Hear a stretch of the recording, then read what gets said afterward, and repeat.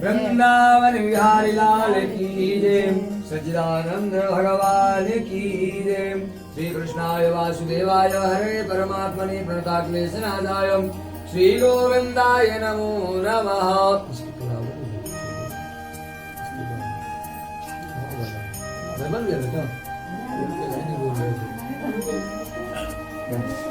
श्री कृष्णाय वयं नमः। एकदाने विचारण्येर्षया शौनकादयः प्रवक्षुर्मनया सर्वे सूतं पौराणिकं खलु।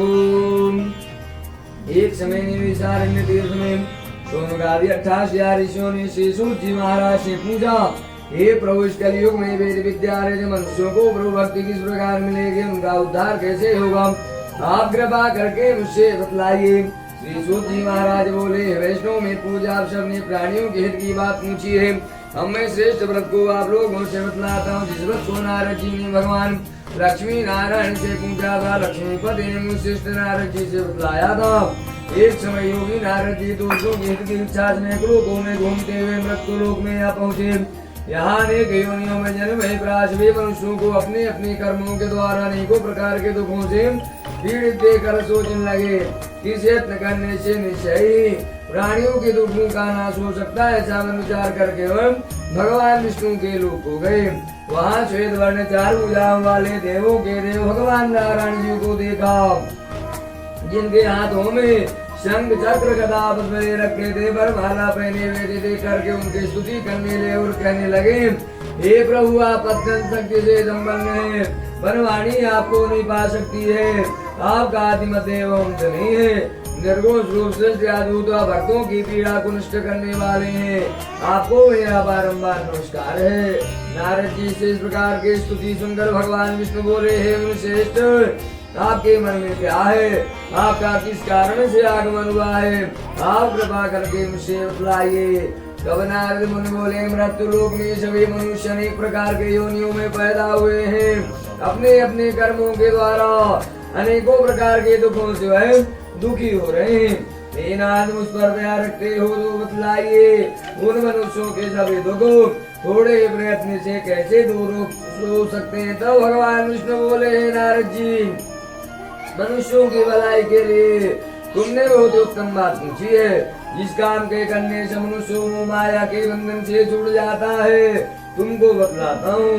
बहुत पुण्य देने वाला स्वर्ग मृत्यु लोक दोनों में दुर्लभ भगवान श्री सत्यनारायण का व्रत है। आज मैं प्रेम बस होकर तुमसे कहता हूँ, भगवान श्री सत्यनारायण का यह व्रत अच्छी तरह विधि पूर्वक करके मनुष्य आयु पर्यंत सुख भोग कर अंत समय में मोक्ष को प्राप्त होता है। श्री भगवान के वचन को सुनकर नारद मुनि बोले, उस व्रत का फल क्या है, क्या विधान है, जिसने व्रत को किया, किस दिन ये व्रत को करना चाहिए, आप कृपा करके मुझसे बतलाइए। तो भगवान बोले, नारद जी, दुख शोकाद को दूर करने वाला, धन धान्य को बढ़ाने वाला, सौभाग्य संतान को देने वाला, ये व्रत सब स्थानों पर विजयी प्रदान करने वाला है। भक्तों श्रद्धा के साथ किसी भी दिन शाम या सुबह के समय ब्राह्मण बंधु बांधवों के साथ भगवान का पूजन करना चाहिए। भक्ति भाव से नैवेद्य प्रसाद केले का फल, शक्कर, घी, दूध, गेहूं का चूरमा लेना चाहिए। यदि घर में गेहूं का आटा ना हो तो चावल का आटा, शक्कर व गुड़ मिलाकर सभी भक्ष्य सामग्री भगवान श्री सत्यनारायण को अर्पण कर देना चाहिए। इसके बाद बंधु बांधवों के साथ घर में बैठकर भगवान श्री सत्यनारायण का कीर्तन आदि भी अवश्य करना चाहिए। इस प्रकार व्रत करने पर मनुष्यों की इच्छाएं अवश्य पूरी होती हैं। बोलिए श्री सत्यनारायण भगवान की, सच्चिदानंद भगवान की जय।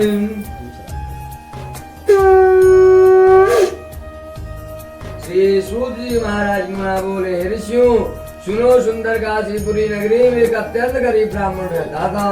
घूर प्यासे बेचैन नित्य पृथ्वी पर घूमता रहता था।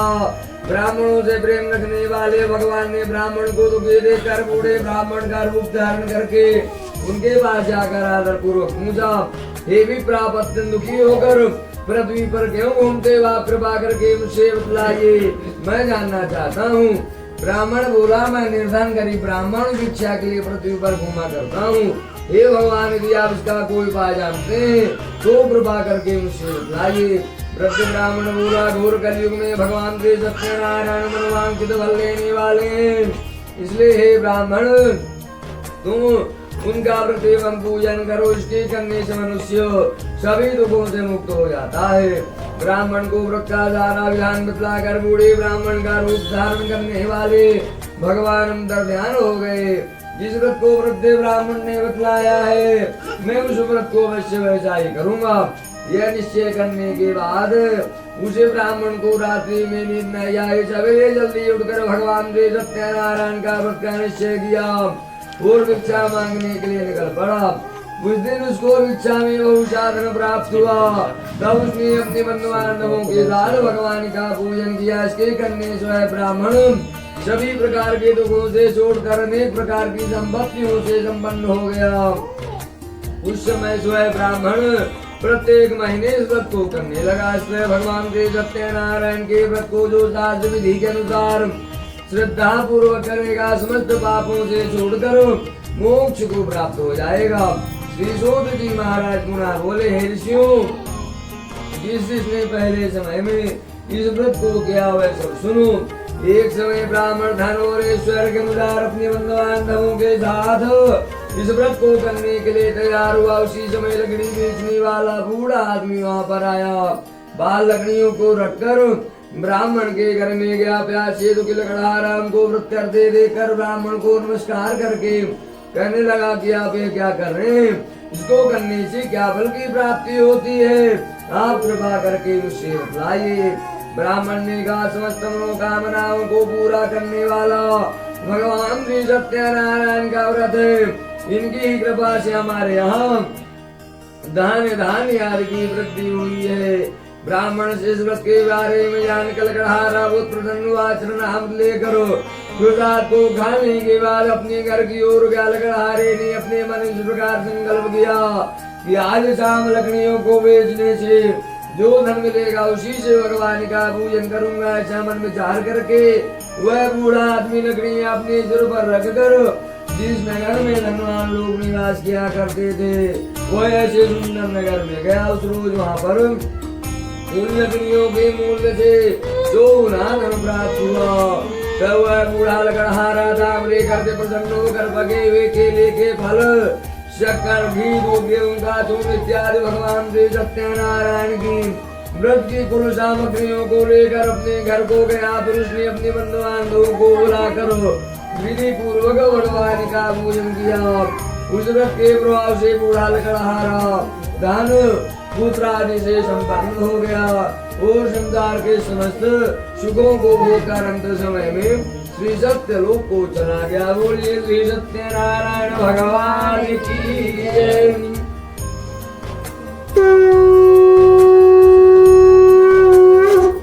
सच्चिदानंद भगवान की जय।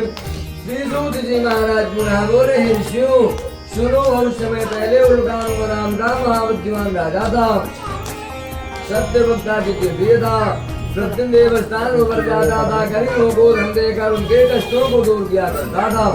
उसकी पत्नी कमल के समान कुमारी सती जाती भद्रशिला नदी के तट पर उन दोनों ने भगवान का पूजन किया। उस समय वहाँ पर एक साधु नामक वैश्य आया। उसके पास व्यापार के लिए बहुत सा धन था। वह नाव को किनारे पर ठहरा कर राजा के पास गया। राजा को व्रत करते देखकर विनय पूर्वक पूछने लगा, हे राजन, भक्ति पूर्वक मन से आप क्या कर रहे हैं? आप कृपा करके मुझसे बतलाइए। राजा बोला, हे साधु, अपने बंधु बांधवों के साथ पुत्र आदि की प्राप्ति के लिए भगवान श्री सत्यनारायण का व्रत वह पूजन किया जा रहा है। राजा के वचनों को सुनकर साधु वैश्य आदर पूर्वक बोला, हे राजन, मुझसे इसका विधान बतलाइए। मैं आपके कथनानुसार इस व्रत को अवश्य करूंगा, क्योंकि मेरे भी कोई संतान नहीं है। इस व्रत से अवश्य संतान की प्राप्ति होगी। राजा से सब विधान सुनकर व्यापार से निवृत्त होकर आनंद पूर्वक वह अपने घर की ओर गया। साधु वैश्य ने अपनी स्त्री से संतान प्रदान करने वाले और प्रण किया, जब मुझे संतान की प्राप्ति होगी तो मैं भी भगवान का पूजन करूंगा। साधु ने ऐसे वचन अपनी स्त्री लीलावती से कहे। एक दिन उसकी स्त्री लीलावती पति के साथ आनंदित होकर ब्रह्मचारी को धर्म में प्रवृत्त होकर भगवान श्री सत्यनारायण की कृपा से वह गर्भवती हो गई। तथा गर्भ के 10वें महीने उसने एक सुंदर कन्या रूपी रत्न को जन्म दिया हुआ। दिनों दिन कन्या स्त्र बनने लगी, जैसे कि शुक्ल पक्ष का चंद्रमा बढ़ता है। तब कन्या का नाम कलावती रखा गया। तब लीलावती ने मीठे शब्दों में अपने पति से कहा कि आपने जो संकल्प किया था कि भगवान का पूजन करूंगा, अब आप उसे पूरा करिए। साधु वैश्य बोला, हे प्रिय, इस कन्या के विवाह के समय इस व्रत को अवश्य करूंगा। इस प्रकार अपनी पत्नी को आश्वासन देकर नगर की ओर व्यापार करने के लिए चला गया। धीरे धीरे कलावती पिता के घर में बड़ी होने लगी। लौटने पर साधु ने नगर में सखियों के साथ अपनी पुत्री को खेलते देखा तो तुरंत दूतों को बुलाकर कहा, पुत्री के लिए कोई अच्छा सा वर दे करके ले आओ। साधु नामक वैश्य की आज्ञा पाकर दूत कामचंद नगर में पहुंच गए। वहां बड़ी खोज और देखभाल करके लड़की के लिए योग्य बड़े पुत्र को लेकर आया। उस योग्य लड़के को देखकर साधु ने बंधु बांधवों के साथ प्रसन्नचित्त होकर अपनी पुत्री का विवाह उसके साथ कर दिया। किंतु दुर्भाग्य से विवाह के समय भी व्रत को करना भूल गया। तब भगवान उससे क्रोधित हो गए और उन्होंने वैश्य को श्राप दिया, तुझे दारुण दुख की प्राप्ति होगी। अपने कार्य में कुशल साधु वैश्य माता सैना को लेकर व्यापार करने के लिए समुद्र के समीप रत्नपुर नगर में पहुंच गया। वहां दोनों ससुर जामाई राजा चंद्रकेतु के उस सुंदर नगर में व्यापार करने लगे। एक रोज भगवान श्री सत्यनारायण की माया से प्रेरित कोई चोर राजा का धन चुरा कर भागा जा रहा था, किंतु राजा के दूतों को आता देखकर चोर ने घबरा कर भागते हुए राजा का धन वहीं पर चुपचाप रख दिया जहाँ पर ससुर जामाई ठहरे हुए थे। जब दूतों ने साधु वैश्य के बाद राजा का धन रखा देखा तो दोनों को बांध कर ले गए। प्रसन्नता से दौड़ते हुए राजा के समीप जाकर बोले, हम दोनों चोर पकड़ करके लाए हैं, देख करके आज्ञा दीजिए। तब राजा ने बिना बात सुने ही आज्ञा देकर उनको कठोर कारागार में डाल दिया। उनका सभी धन भी छीन लिया। भगवान श्री सत्यनारायण के श्राप के द्वारा उनकी पत्नी भी घर पर बहुत दुखी हुई। घर पर जो धन रखा था सभी चोर चुरा कर ले गए। शारीरिक व मानसिक पीड़ा, भूख और प्यास से दुखी होकर अन्न की चिंता में कलावती एक ब्राह्मण के घर में गई। वहां पर उसने भगवान का व्रत पूजन होते देखा। फिर कथा सुनी, प्रसाद ग्रहण करके रात्रि को अपने घर आई। माता ने कलावती से कहा, हे पुत्री, इतनी रात्रि बीत जाने पर तुम कहाँ से आ रही हो? तुम्हारे मन में क्या बात है? कन्या कलावती बोली कि हे माता, मेरा विश्वास करो, मैंने एक ब्राह्मण के घर पर भगवान का व्रत वह पूजन होते देखा है। मैं वहीं पर कन्या के वचनों को सुनकर लीलावती भगवान का पूजन करने के लिए तैयारी करने लगी। लीलावती ने परिवार और बंधु बांधवों के साथ भगवान का पूजन किया और वर मांगा कि मेरे पति एवं दामाद शीघ्र घर को वापिस आ जाए। साथ ही प्रार्थना की, हे प्रभु, हम सभी का अपराध क्षमा कर दीजिए। भगवान इससे संतुष्ट हो गए। राजा चंद्रकेतु को स्वप्न में दर्शन देकर कहा कि हे राजन, जिन दोनों वैश्यों को तुमने कैद कर रखा है वे दोनों निर्दोष है, उन्हें प्रातः काल छोड़ दो। उन दोनों का जो धन तुमने ग्रहण कर लिया है उसे भी वापस कर दो। यदि तुमने ऐसा नहीं किया तो तुम्हारा राज्य धन पुत्र आदि सभी नष्ट कर दूंगा। राजा से वचन कहकर भगवान अंतर ध्यान हो गए। प्रातः काल राजा चंद्रकेतु ने जवाब में अपना स्वप्न सुनाया। सैनिकों को आज्ञा दी कि दोनों वणिक पुत्रों को कैद से मुक्त करो, सभा में लाया जाए। दोनों ने आते ही देखकर राजा चंद्रकेतु को बारंबार प्रणाम किया और कहा कि आपकी कृपा से पुनः हम अपने घर की ओर जा रहे हैं। और ये श्री सत्यनारायण भगवान की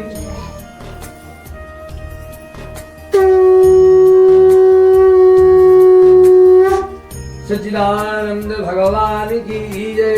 श्री सूत जी महाराज पुनः बोले कि ऋषियों सुनो, वैश्यों ने मंगलाचार करके अपनी यात्रा प्रारंभ कर दी। अपनी नगर की ओर चल पड़ा।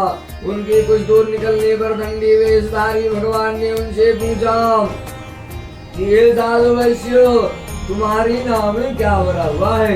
अभिमानी मणिक हंसता हुआ बोला कि हे दंडी स्वामी, तुम क्यों पूछते हो? क्या तुम्हें धन लेने की इच्छा हो रही है? मेरी नाम तो बेल पत्ते आदि भरे हुए हैं। वैश्य का कठोर वचन सुनकर भगवान ने कहा, तुम्हारा वचन सत्य हो। ऐसा कहकर वहां से दूर चले गए। समुद्र के किनारे जाकर बैठ गए। दंडी स्वामी के चले जाने पर वैश्य ने नित्य क्रिया करने के बाद नाव को ऊंचे उठे देखकर बहुत आश्चर्य किया। नाव मेरे पत्ते आदि देख कर मूर्छित होकर जमीन पर गिर पड़ा। फिर मूर्छा खुलने पर अत्यंत शोक प्रकट करने लगा। तब उनका दामाद बोला कि आप शोक ना करें, यह सब दंडी स्वामी के श्राप के कारण हुआ है। अतः उनकी शरण में हमें चलना चाहिए, तभी हमारी मनोकामनाएं पूरी होगी।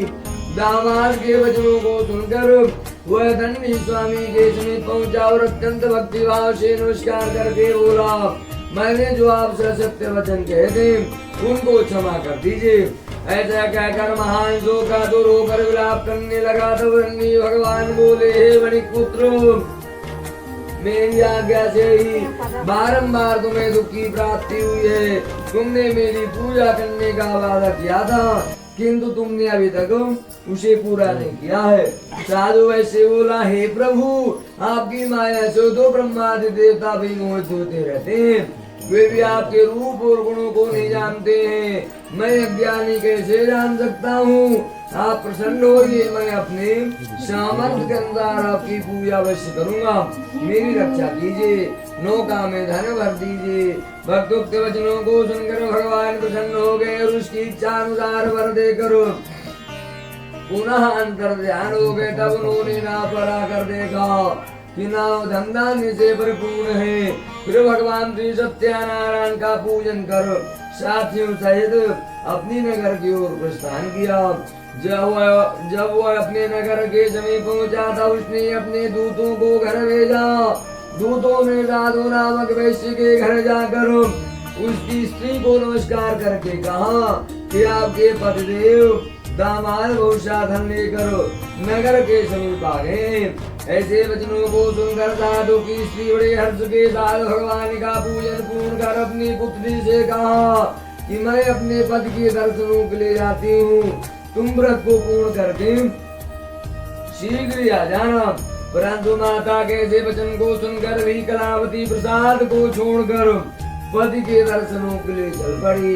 प्रसाद की अवज्ञा के कारण भगवान उससे रुष्ट हो गए। उसके पति को नाव सहित पानी में डुबो दिया। कन्या कलावती अपने पति को ना देख कर रोती हुई जमीन पर गिर पड़ी। नौका को डूबा हुआ कन्या को रोता हुआ देखकर साधु वैश्य दुखी होकर बोला कि हे प्रभु, हे भगवान, मुझसे या मेरे परिवार से जो कुछ भी भूल हुई आप कृपा करके उसे क्षमा कर दीजिए। उसके दीन वचनों को सुनकर भगवान प्रसन्न हो गए और आकाशवाणी हुई, हे साधु वैश्य, तुम्हारी कन्या मेरे प्रसाद को छोड़कर चली आई है, इसीलिए उसका पति अदृश्य हो गया है। यदि वह पुनः घर जाकर प्रसाद को खा कर आए तो अवश्य ही अपने पति को प्राप्त करेगी। ऐसी आकाशवाणी सुनकर कलावती ने घर पर पहुंचकर प्रसाद को खाया, फिर आकर अपने पति के दर्शन किए। तत्पश्चात साधु ने वहीं पर बैठकर भगवान का विधि पूर्वक पूजन किया एवं प्रसाद को खाया तो भगवान की कृपा से पुनः पुत्रवान एवं धनवान बन गया। श्लोक में सुखों को भोग कर अंत समय में श्री सत्य लोक को चला गया। बोलिए श्री सत्यनारायण भगवान की जय।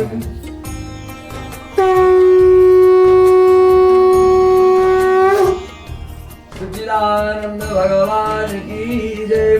श्री सूत जी महाराज पुनः बोले ऋषियों सुनो, प्रजापाल में लीन तुंगध्वज नाम का एक राजा था। उसने भी भगवान का प्रसाद त्याग दिया था, जिससे उसे बहुत दुख की प्राप्ति हुई थी। एक समय राजा वन में जाकर वन्य पशुओं को मारकर बड़ के पेड़ के नीचे आया। वहां उसने ग्वाप ग्वालों को भक्ति भाव के साथ बंद बांधवों सहित भगवान श्री सत्यनारायण का व्रत व पूजन करते देखा। परंतु राजा देख कर भी वहां पर नहीं गया, न ही दूर से ही नमस्कार किया।